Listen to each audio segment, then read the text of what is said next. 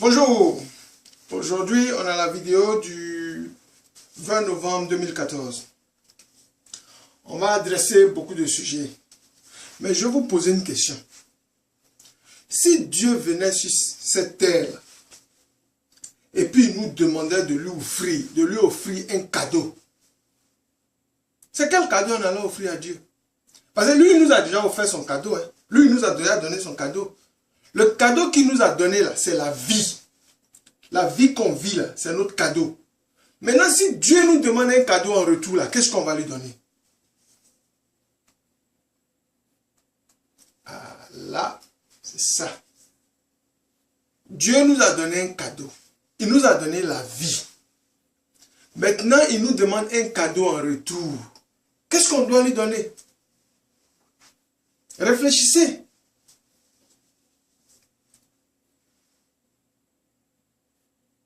C'est très important. C'est une question. Je vais vous amener à réfléchir.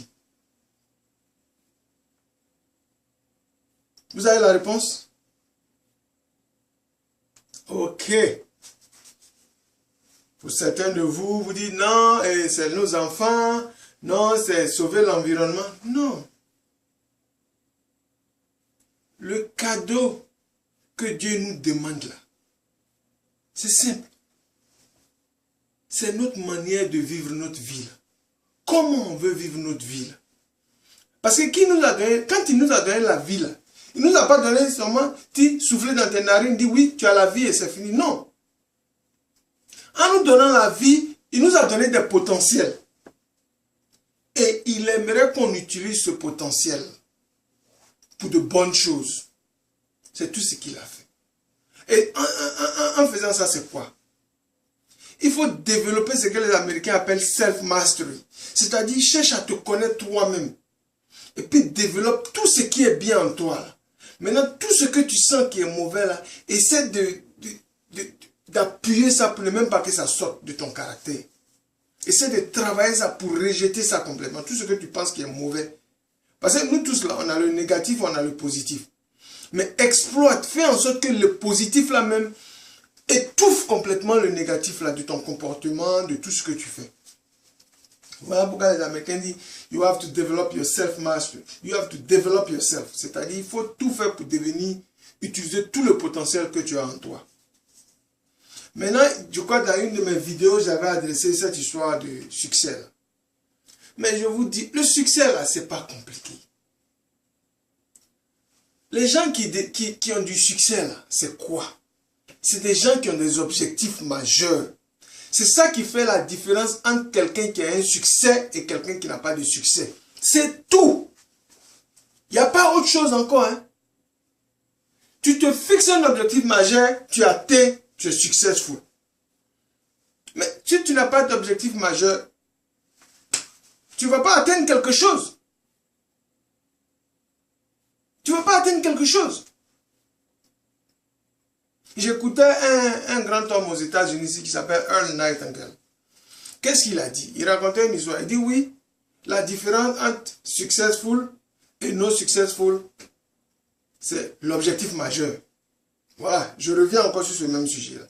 Et il a donné un exemple simple. Il a dit, par exemple, il dit, prenons un exemple. Vous avez un bateau.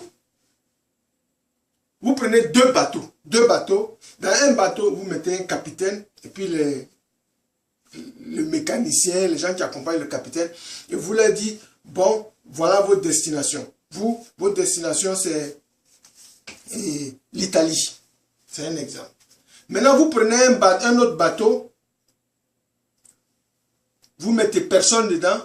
Mais vous vous arrangez à démarrer le bateau là. Et puis, vous ne donnez même pas de destination. Qu'est-ce qui va se passer entre les deux bateaux là? Mais le bateau qui a eu une destination là, qui a eu un objectif, un objectif à atteindre, ils vont arriver en Italie, ils ont atteint leur objectif. Mais l'autre là, il n'y a personne dedans pour guider. Donc le bateau va rester là, tourner sur l'eau et puis bon, aller se trouver au bord d'une plage là-bas, c'est tout. Voilà ça. C'est-à-dire, on est en train de chercher des trucs qui ne sont pas compliqués. dans une complication. Si tu ne te fixes pas un objectif majeur, tu ne peux pas arriver quelque part. Dis-moi pourquoi tu vis. C'est ça. C'est ça la différence.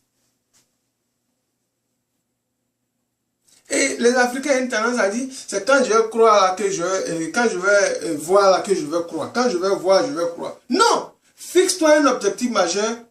C'est là que tu vas voir ton objectif majeur. C'est ça qui est important.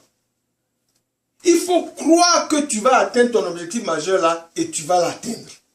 Mais si tu ne crois pas à ça, là, tu ne peux pas atteindre. C'est ça le problème. Donc aujourd'hui, là, c'était pour vous dire que Dieu nous a donné un cadeau. Mais nous, il nous demande maintenant de lui offrir quelque chose. Qu'est-ce que tu vas lui offrir? C'est ta manière de vivre. Utiliser tout le potentiel qu'il t'a donné là. C'est tout. Parce qu'aujourd'hui, tu ne veux pas venir sur cette terre-là et puis ne pas laisser de traces.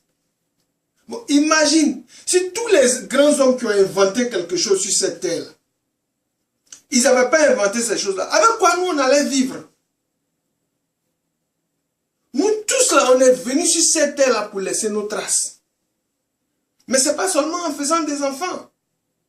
Ce n'est pas seulement en faisant du n'importe quoi. C'est ce que je veux que vous sachiez. Si tous les grands hommes là, qui ont fait les grandes inventions là,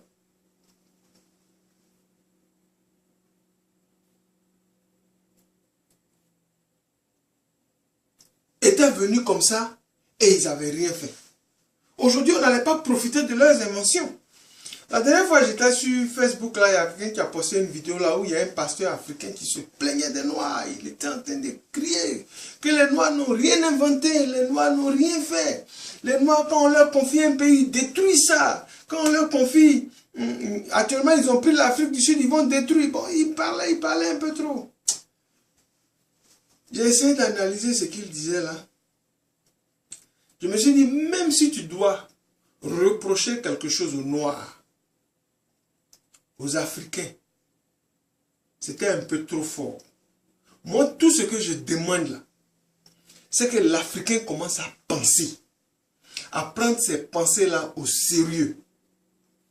Mais quand on dit penser là, c'est pas t'asseoir et puis penser à ton enfant, penser à ça, penser à comment l'enfant va devenir, ou bien penser à une femme que tu vas aller chercher, ou bien un garçon tu vas aller chercher, penser à du n'importe quoi.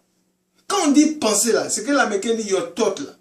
C'est-à-dire, deux fois, là, il y a de très bonnes idées qui te viennent dans la tête. Tu mets ça sur papier et tu te demandes comment tu peux accomplir ça. Voilà pourquoi quand on dit penser là, c'est ça. Sinon, il n'y a rien de sorcier. Il y a un grand homme à qui on a demandé, on dit, mais où est le problème avec les hommes aujourd'hui? Il dit, mais les hommes ont arrêté de penser.